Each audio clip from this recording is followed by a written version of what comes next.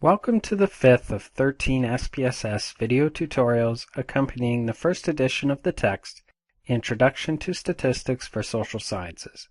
In this tutorial, we will be using IBM SPSS Statistics version 19. Keep in mind that if you're running a different version, you may find that there are some slight differences between them. However, in most cases, the differences are usually minimal. In this tutorial, we will cover how to use SPSS to calculate z-scores from your raw data. To follow along with this tutorial, you will need the file Chapter 5 Video Tutorial Data.sav.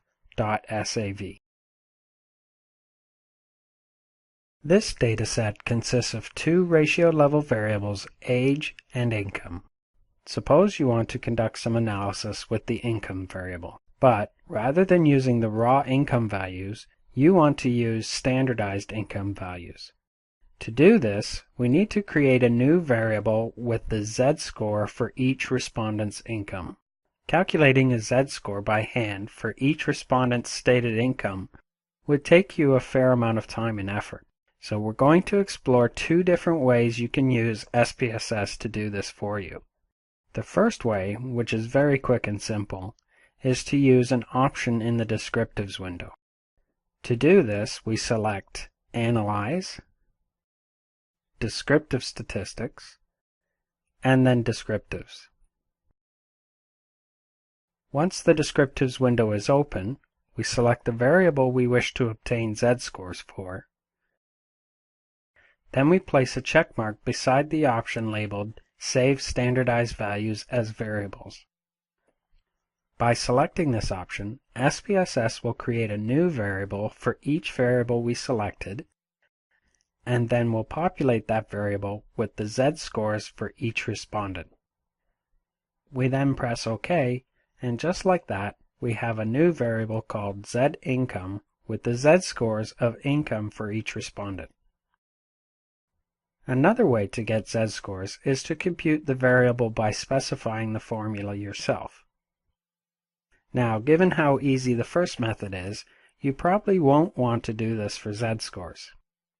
However, at some point in time, you may need to compute a variable, such as adding two variable scores together.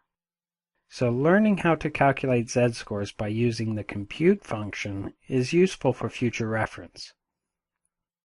To start, we will need to know the mean and standard deviation for the variable income. We can get this by going to Analyze, Descriptive Statistics, and then Descriptives. We then select the income variable, press the Options button, and make sure the mean and standard deviation options are selected. We then press Continue, and then OK.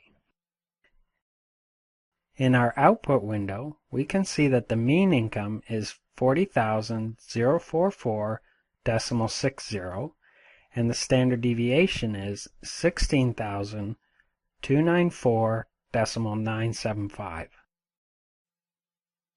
We'll need to write those numbers down somewhere for use in the next step, and then go back to the data editor window. Now, to compute the new z-score variable for income, we go to Transform, and then Compute Variable.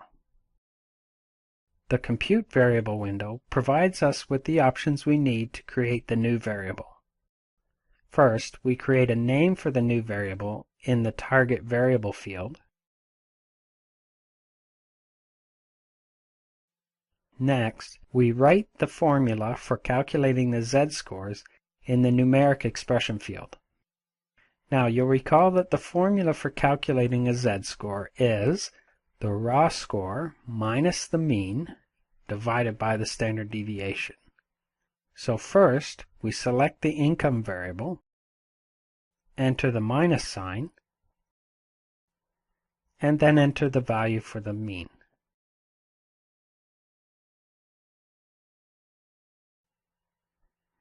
Now, we will want to put brackets around this part so that the order of operations is done correctly. Next, we enter the divided by sign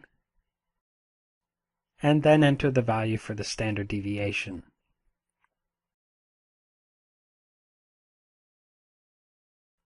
Once that's done, we press OK.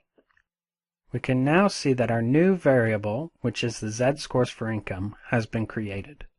Remember, the program default is to display only 2 decimal places, but you can increase or decrease those through the variable view.